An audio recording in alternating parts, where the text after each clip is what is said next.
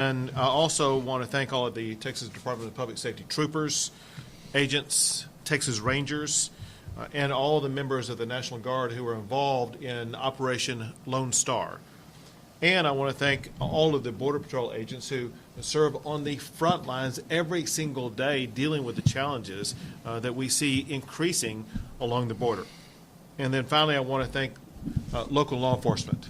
Local law enforcement has been working side by side with the Texas Department of Public Safety as they've been going about the process of responding to the challenges on the border.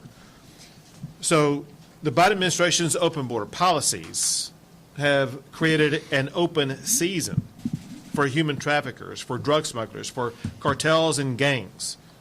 These criminals are preying upon women and children, exposing them to abuse and to terror. Because the federal government is failing to act to respond to these dangers, Texas is stepping up to secure the border and to keep our communities safe. To achieve that goal, about a month ago, I launched what we have named Operation Lone Star. Operation Lone Star was launched for the purpose of filling the gaps that are left open as Border Patrol officers are busy, occupied with detaining the large number of people who are coming across the border. And when Border Patrol officers are occupied with those detentions, it leaves wide swaths of sectors open for the cartels and drug smugglers as well as in human smugglers to be able to get people and drugs and contraband across the border. Without Operation Lone Star, those cartels and criminals would have open season to get across the border, whatever they wanted to get across the border. Because of Operation Lone Star, the numbers are staggering what has been done just over the past almost month. Operation Lone Star effectively began on March the 4th, so less than a month ago. In 28 days, the Texas Department of Public Safety has made 598 criminal arrests. They've also made more than 16,000 referrals of illegal immigrants to Border Patrol. So the math on this is the Department of Public Safety made more than 21 arrests per day of criminal arrests, and they made more than 571 referrals of illegal immigrants per day to the Border Patrol. I want to give you just an idea of the type of arrests that the Texas Department of Public Safety has been involved in. In early March, one of the arrests involved a stash house in the Rio Grande Valley. While investigating the stash house, Department of Public Safety troopers and special agents discovered 4 illegal immigrants and a gang member. The gang member was wanted on 2 counts of rape of a child under the age of 13. On March the 8th, Department of Public Safety troopers made a traffic stop that resulted in the arrest of a man wanted for continuous sexual assault of a child. On March the 14th, troopers attempted to make a traffic stop that escalated into a pursuit. After the pursuit was done and after stopping the vehicle, they discovered that the male driver was smuggling illegal immigrants, including a 14-year-old child who had been sexually assaulted. The driver also had child pornography on his phone. On March the 16th, the Department of Public Safety assisted the Border Patrol with several waves of illegal immigrants being smuggled on rafts. This included 217 illegal immigrants apprehended, including, among that group, 152 children. One of those children was a 6-month-old girl who was thrown into the river by smugglers. As Brendan Judd explained to me, there is a reason why smugglers and cartel members do things like throw a young child into the river. They know that when doing so, it will cause Border Patrol and Texas Department of Public Safety officers to focus on that child and to save that child like what they did do. When law enforcement is focused on saving a child, that opens the door to the opportunity for the drug smugglers and the cartels to engage in other crimes, and that's part of what happened. But to show you how abusive these people are, there was a mother among the group who was stomped on by the cartels and broke her leg. And that woman was also helped by the Texas Department of Public Safety working alongside the Border Patrol. Do we have Trooper Woodard with us? Right here. Trooper Woodard with the Texas Department of Public Safety was the trooper who was involved in the rescuing of that child as well as dealing with the mother who had a broken leg. Trooper, thank you for your service. Yes, sir. So this is just a small sample of the dangerous criminals that the Texas Department of Public Safety is apprehending and the horrific abuse these criminals inflict on their victims. A concern that we have is how brazen and open the drug cartels are getting in trying to recruit people here in the state of Texas to assist them in these crimes. I was provided these. I'm going to show you these two pictures if you can zoom in. These are two pictures from TikTok. And these are ads or videos and things that are being run by cartels on TikTok trying to recruit people in Texas to assist them commit their crime with the promise of money as well as other things. And it's rare, I am told, to see the cartels open or operate that openly so that it could be seen by law enforcement. But you can be assured now law enforcement will be following up, tracking down who these criminals are and doing whatever needs to be done to make sure that these types of operations will be shut down. Bottom line is this. Operation Lone Star is doing everything they can to keep our community safe. But this problem is not going to be fixed until the Biden administration does its job to secure our border and to get this crisis under control. Next, we will have Director McCraw. Thank you, Governor. Appreciate it. Public safety is the protection of people from harm. When we talk about public safety in the department and certainly the state of Texas and the governor and the state legislature, that means all people in Texas. An unsecured border with Mexico has resulted in corridors of crime is the bottom line. I mean, Mexican cartels is enemy number one. And throughout Texas, the nation, these corridors, they bring cocaine, methamphetamine, marijuana, fentanyl, any particular drug that's marketable, the cartels have it. But importantly, people. When we say people, as the governor indicated, it's a commodity to them. They don't care. They'll throw a 6-month-old baby into the water. They just don't care. I mean, they will stash, they will starve, they'll beat, they'll rape, and they'll abandon these children. And so it's very important, and one of the things that the governor, his number one priority is that when we fill these gaps, because make no mistake about it, when you put those many unaccompanied children and family units into one area, the Rio Grande Valley area, Border Patrol becomes overwhelmed. We saw it in 2014, we saw it in 2019, and we certainly see it right now.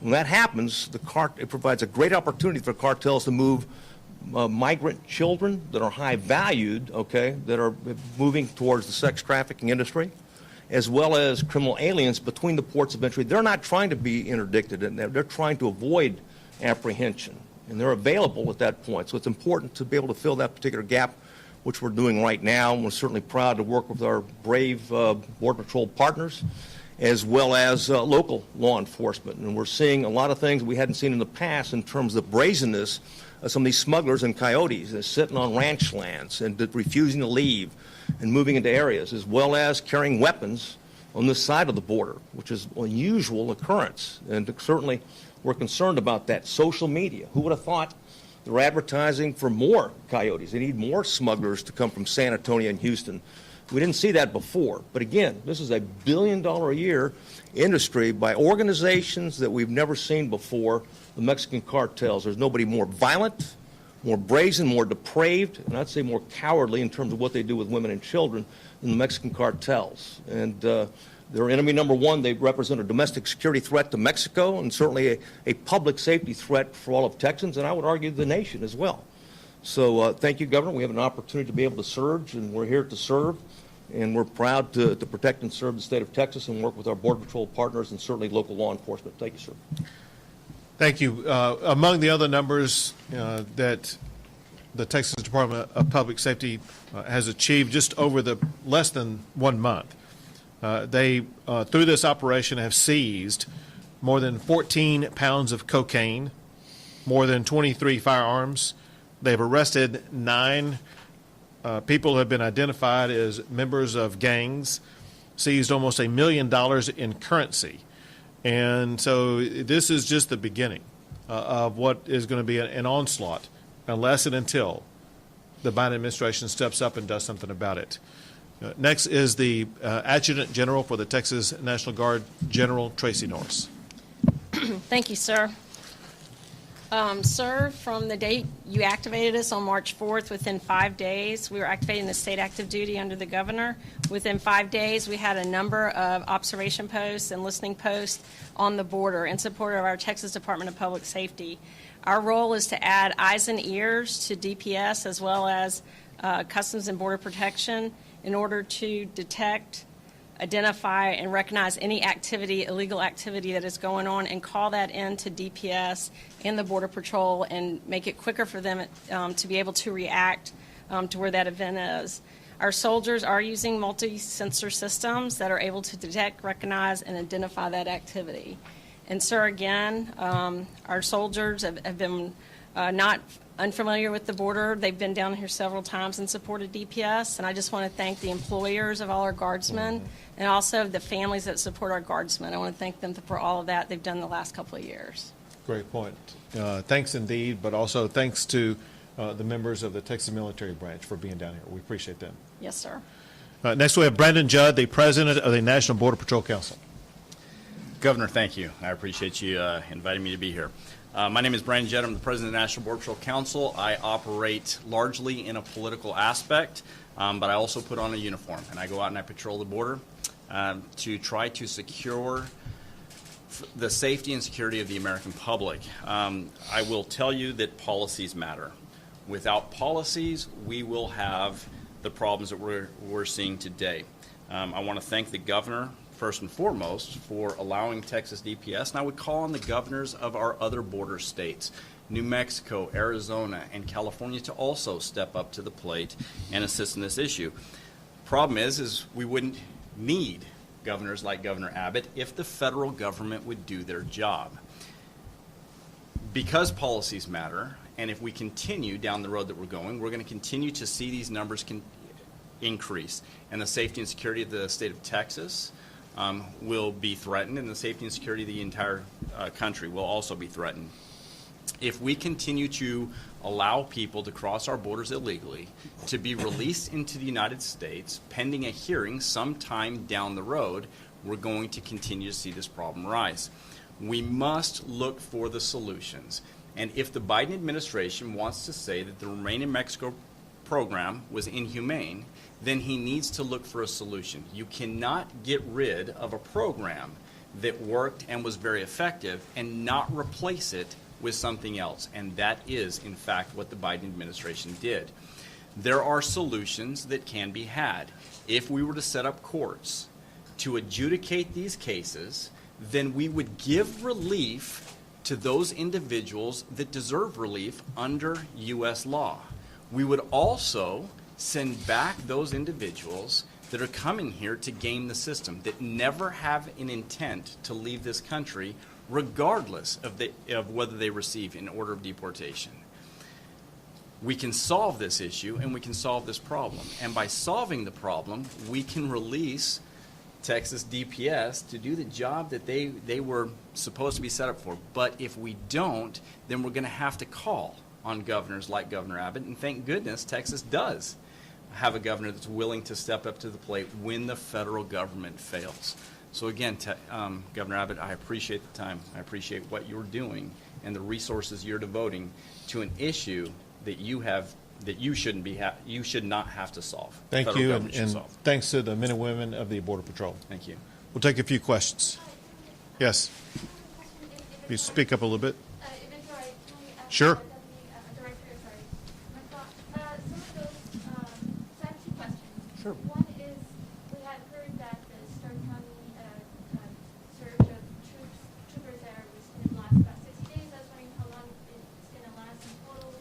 And my second question is, of the arrests that were made, can you tell me if any of those included interdictions, special interest arrests, and also things like federal misdemeanors, like the illegally crossing the border?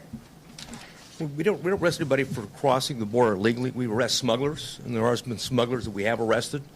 As the governor talked about, over 16,000 IAs or illegal aliens became in contact with them. Those refer to the Border Patrol. We did not maintain them. There's no state immigration violation. Smugglers, yes, we charged with them. Drugs, as the governor talked about, marijuana and cocaine, we made arrests on those particular things. And stash houses where we have a smuggler. And of course, he documented 3 incidents in terms of we had sexual assaults on children, underage children that were coming here illegally and no doubt was exploited and will be continue to be exploited.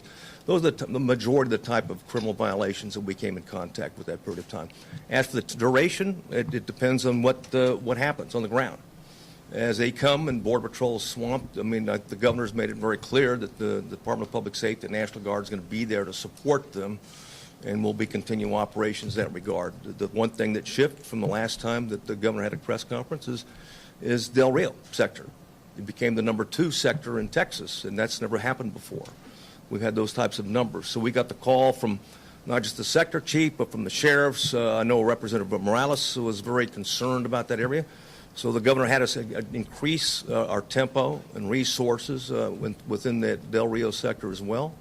I can say that when we do that, we move to 12-hour shifts. We make sure we cover 24/7. We bring resources outside. So hope that answers both your questions. Well, let me add some additional information because you did bring up one other topic I want to make sure you understood the answer to. You mentioned special interest arrest. I don't know if you were intending by that, but that is a term that's used that deals with people who come from countries with ties to terrorism. Is that what you were referring to?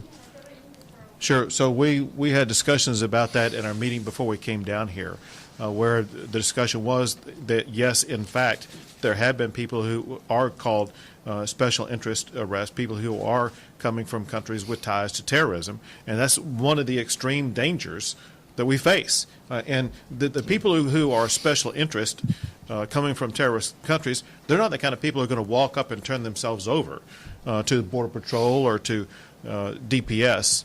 They're the type of people that the cartels get a whole lot of money for to try to sneak through the gaps while the Border Patrol is occupied dealing with the children that they are dealing with. And that's exactly why the Biden administration needs to step up and explain to his fellow Americans that there are terrorists trying to get into the United States across the Texas border, and the federal government has to step up and do something about it. Is there a number of how many special interest results? There is, but we're not discussing them.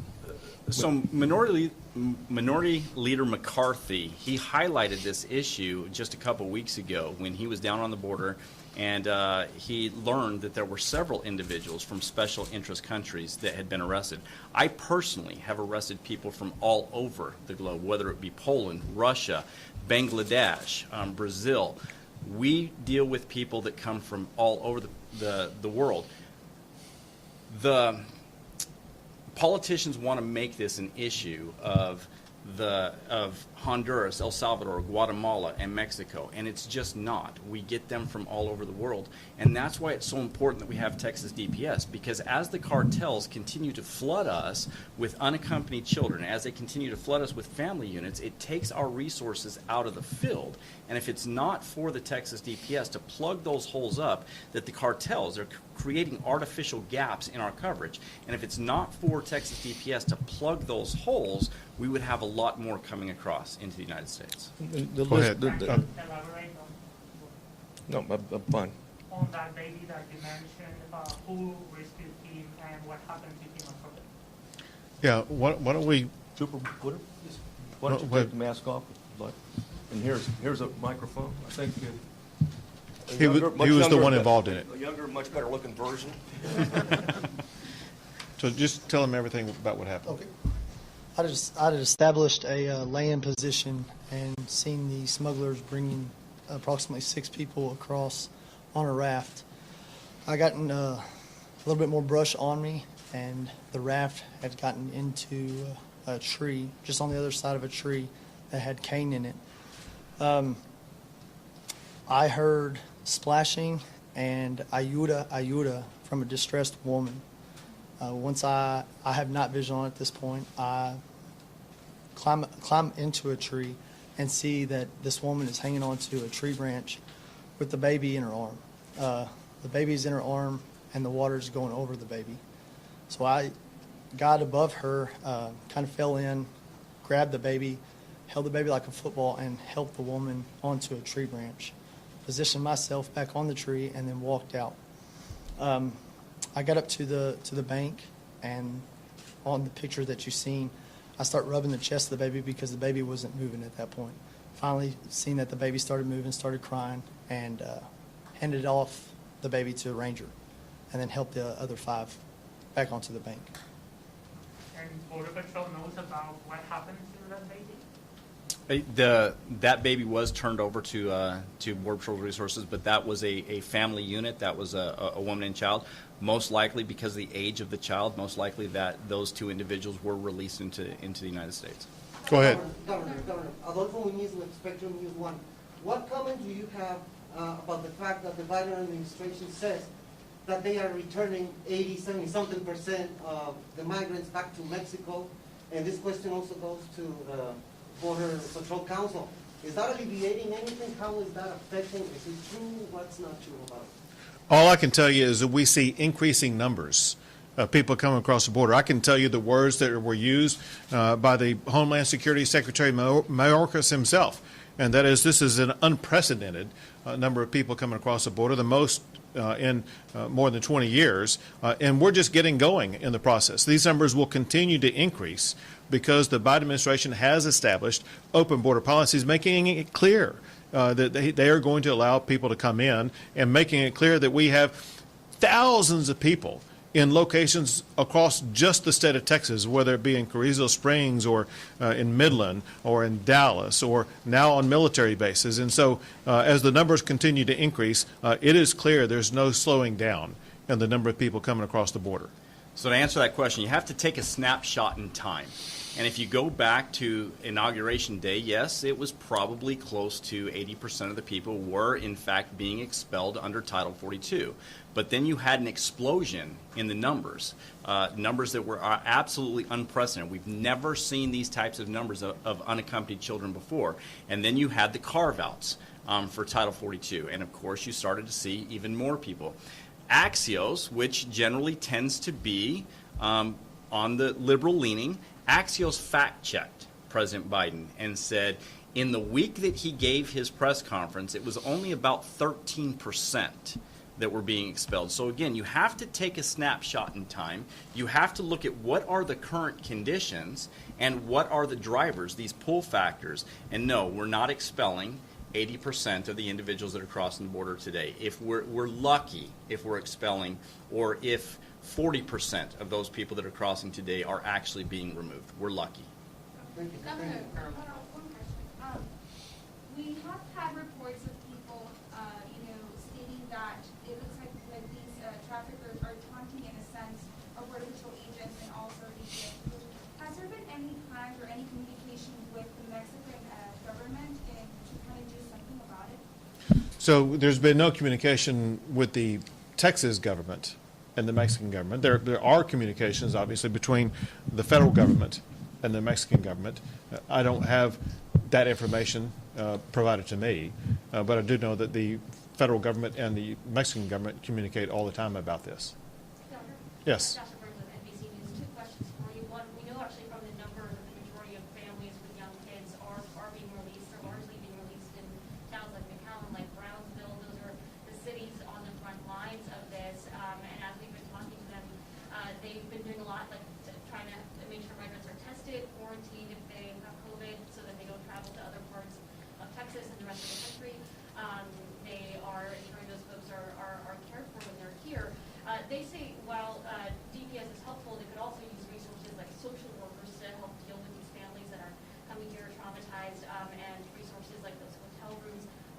provide any additional resources of that nature to some of these towns who are, where these migrants are primarily being released? And my second question is, we've heard from some reports and some migrant families about the situation at the Anzalduas Bridge. There are some folks that have been spending 2 to 3 days there in that processing or intake area. Wanted to get comment on that and any information or insight you or any of your folks here. I'll let somebody else take the second question while I answer the first question, and that is, there are well-defined organizations that are in charge of responding to each type of situation every step along the way as people come across the border illegally. The organizations in charge of providing the level of assistance that you're talking about at the local level, those are organizations, those are NGOs associated with ORR, if you want a whole bunch of 3-letter alphabet soup names, but you know what they are. It's the ORR, the federal government, the Office of Refugee and Resettlement, that they are in charge of paying for and organizing all of the non-governmental-based organizations to provide the assistance that is needed at the local level. They're the ones with the federal funding to provide that assistance, and they have the job to do it. One thing that we have seen is the Biden administration was completely unprepared for the large number of people coming across the border because they were completely unorganized with their own federal agencies. The Biden administration was unorganized with the Federal Health and Human Services, with ORR, with the NGOs that collaborate with ORR. And they are just scrambling, even having to rely upon military bases to put these children on because they were so inept in getting this organized to begin with. But that is the federal government's job, and that's one of the many things that we're saying they need to step up and start doing their job. Someone wants to answer the second part. Yeah. So, look, I appreciate that question. We have to have an open and honest conversation if we're going to solve the problem. If we do not have that, if all we're doing is taking short little quotes and running with those, we're never going to solve this problem. I don't care whether you agree with me after we have all the facts out. The truth of the Anzalduas, what we call TOPS, it's a temporary processing center. Individuals are not supposed to be held there for more than 8 hours. If they're held there for any more than 8 hours, they then get transferred to one of the other facilities, most likely Donna, because that Anzalduas is only supposed to be for family units or unaccompanied children. They'll then get transferred to one of the facilities, most likely Donna. We don't hold people at TOPS for more than 8 hours, so that's just not true. Do you know how many people were there, Brandon? Oh, we experience a large number of people at Anzalduas all the time. It just depends on how many people cross. I mean, there's literally on the trails, there's literally signs that point them to go to the actual processing center. So people that come across the border, they know exactly where to go because the signs point them there. But talking about taunting, Paul Perez and I, we both had the 18 senators out on the border, and we took them to known smuggling routes. And this was about 1 o'clock in the morning. And when we got to one of the known smuggling routes, there were actually smugglers across the river that had higher powered spotlights than the flashlights that we gave the senators for that tour. They were, in fact, taunting the senators. They were telling the senators things that I can't repeat for the camera, but they were telling them where they could stake it. They were telling them that they were going to bring people no matter what we did. They were going to continue to bring people, and we've continued to see that. Two more questions. Sorry, two more. Do you have an update on what you mentioned in Dallas in interviewing the children and investigating drug cartels? How do we interpret that? What's the latest update on that? Well, I can't give you any numbers right now, but yeah, clearly we're doing that with everyone we come in contact with. So we'll have some numbers later on, but they're really reflected in our investigations. How do Texas Rangers, I guess, go into investigating whoever has assaulted or abused a child? Well, I'll use an example as one of these stash houses we talked about. When we identified an individual that was holding 4 illegal aliens in that stash house and had been charged with and there's outstanding warrants for him for the sexual assault of two girls under the age of 13. Well, at that point in time, an interview was followed up Is there any evidence? Okay, we used an example, the governor gave an example in terms of the cell phone with pornography on another smuggler that had a young 14-year-old that he had sexually assaulted. So it's all the normal things we do in the interdiction and protection of children that troopers are trained to identify on the highways that are criminal conduct associated with pedophiles and sex traffickers. And the troopers do the same thing. They just translate it down here. And one of the second parts of that is rangers following up on that, or a DPS special agent following up on. And I want to say one thing on the taunting. There's no law against taunting, by the way. Okay, so we don't get our feelings hurt that the cartel members taunt us. We get taunted on this side of the border. Okay, so that's not a big deal. Operations group that saved a six-month-year-old baby in the river. It is in fact a special ops group. Yep. They assigned a mission right now in the Texas-Mexico border to address the migrant crossing. Yes, in fact, we bring the special operators in, whether they're a SWAT team or whether they're Ranger Recon, but they're part of our special operations group. This trooper came from Bowie, Texas, out of Wichita Falls. He's on our special response team out there. And we identified through intel locations where the cartels are exploiting those gaps. And we do locate them. I think he testified or talked about, have NVGs at night. And we have him in low light. He was in a low profile situation, try to identify cartel members coming across and interdict them as they come across. So the answer is yes, and we'll continue to do that. Great, thank you guys so much for coming. Thank you. As long as necessary. Thank you. Thank you all.